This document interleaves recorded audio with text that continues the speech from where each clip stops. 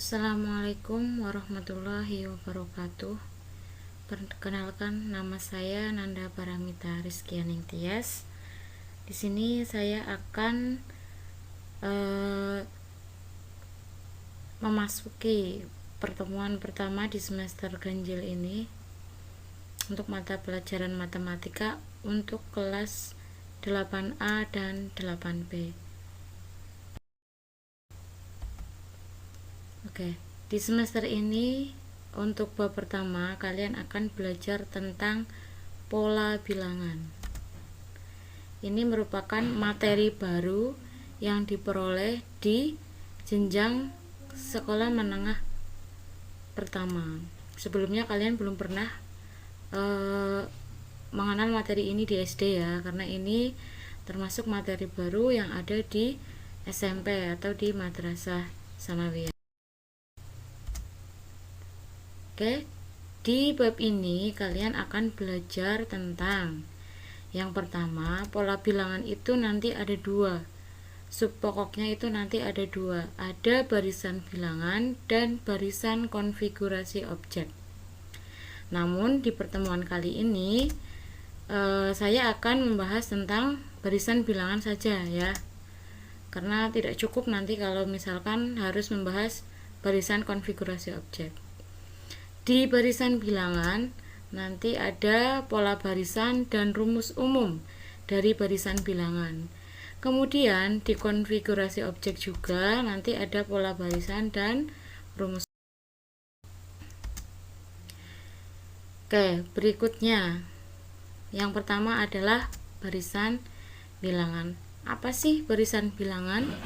Apa itu barisan bilangan? Barisan bilangan merupakan susunan bilangan yang dituliskan berurutan menurut aturan tertentu.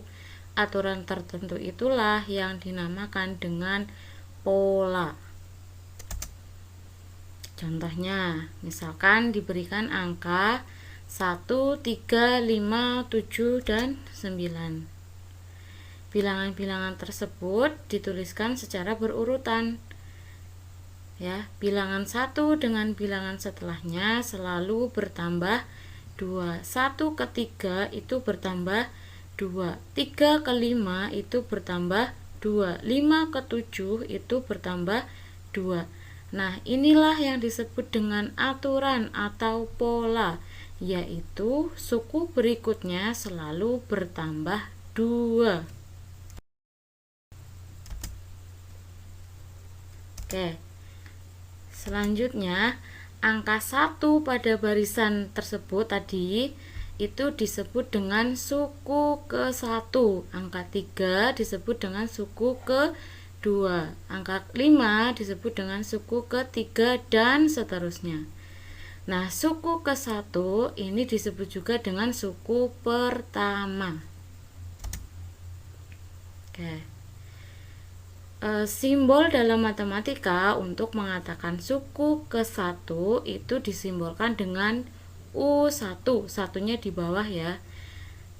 Suku kedua disimbolkan dengan U2, suku ketiga U3 ya, seharusnya itu di situ salah, mohon maaf.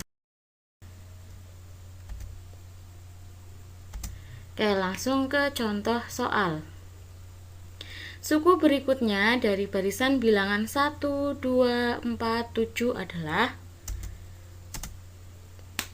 1, 2, 4, 7. Yang pertama kita lakukan adalah mencari pola dari barisan tersebut.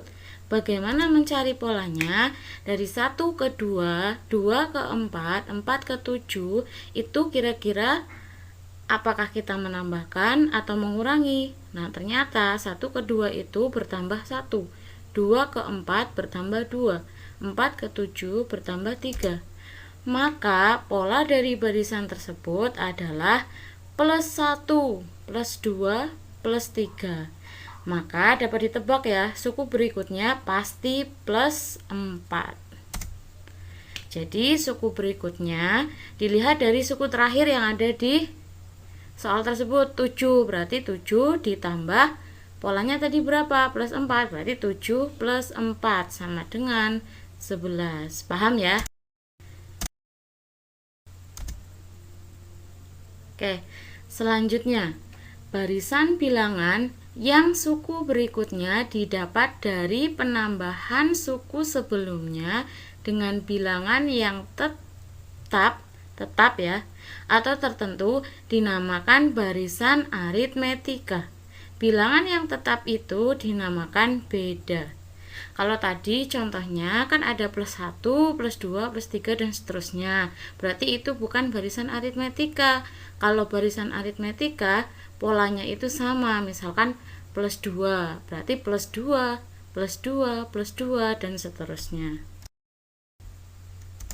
Oke, contohnya di sini ada barisan 2, 4, 6, 8 dan seterusnya. Beda setiap suku adalah tetap, yaitu plus 2, maka disebut dengan barisan naik. Jadi 2 ke 4 itu kan plus 2, 4 ke 6 plus 2, 6 ke 8 plus 2 dan seterusnya. Maka ini disebut dengan barisan aritmetika. Bedanya yaitu 2. Berikutnya ada contoh lagi, misalkan di situ ada barisan 12, 10, 8, 6 dan seterusnya. Beda setiap suku adalah tetap, yaitu kurang 2. Kalau tadi plus 2, sekarang kurang 2. Tidak masalah entah itu naik atau itu turun ya. Tinggal simbolnya aja, entah itu tambah atau kurang. Paham ya? Oke, berikutnya suku ke N barisan aritmetika dapat ditentukan dengan rumus sebagai berikut. UN sama dengan A ditambah N dikurangi 1 kali B, ya, jangan bingung. UN di sini sebagai suku ke N, suku ke berapa gitu ya. B itu adalah beda dan A itu sebagai suku pertama atau U1.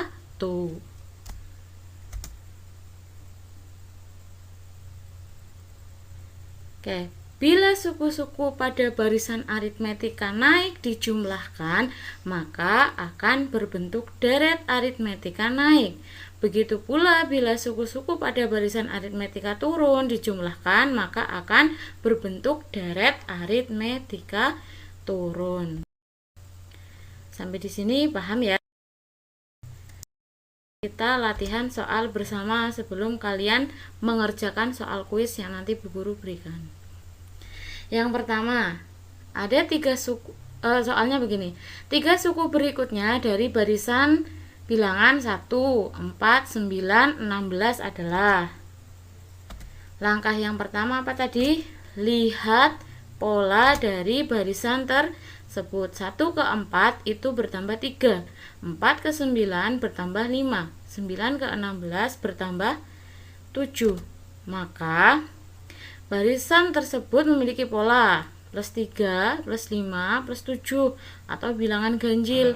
Maka pola berikutnya pasti setelah plus 7 bilangan ganjil apa? Plus 9, plus 10, plus 11 dan plus 13. Jadi 3 suku berikutnya adalah, lihat dari angka terakhir pada barisan itu yaitu 16. Berarti 16 ditambah 9 sama dengan 25. 25-nya dipegang. Berarti selanjutnya 25 ditambahkan dengan pola setelah plus 9, berarti plus 11. Berarti 25 ditambah 11 sama dengan 36. Berikutnya 36 dipegang. 36 ditambah pola setelah plus 11, berarti plus 13 sama dengan 49. Maka hasilnya adalah 25, 36, dan 49.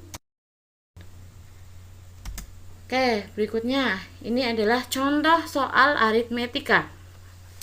Diketahui barisan bilangan 5, 8, 11, 14, dan seterusnya. Berapakah nilai suku ke-10? Jawab. Oke, karena di sini kita lihat polanya bersama-sama dulu ya. 5 ke 8 itu bertambah 3.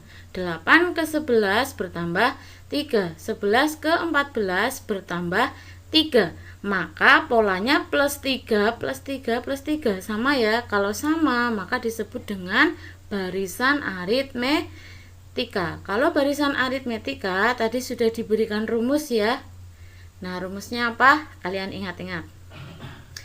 Di situ A atau suku pertamanya adalah 5. Suku pertama berarti yang paling kiri. Oke, yang paling kiri adalah 5. Kemudian beda. Beda itu adalah polanya. Dari 5 ke 8 berapa? 3. Berarti bedanya adalah 3. Rumusnya udah ingat? Rumusnya adalah UN sama dengan A ditambah N-1 kali B. Maka jawabannya untuk soal ini adalah U10. Suku ke-10 sama dengan A ditambah N-nya berubah 10. 10 dikurangi 1 kali B. A-nya berapa? 5 ditambah 10 dikurangi 1, 9. 9 dikalikan dengan bedanya berapa? 3.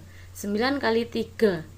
Oke, sama dengan 5 ditambah 27. Ketemunya adalah 32.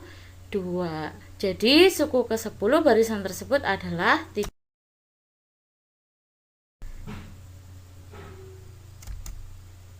Oke, pembelajarannya untuk pertemuan kali ini mungkin hanya sekian dulu. Kemudian nanti ada kuis yang harus kalian kerjakan sebagai tolak ukur apakah kalian paham atau tidak dengan materi ini. Sekian dari saya. Ada kurang lebihnya mohon maaf. Assalamualaikum warahmatullahi wabarakatuh.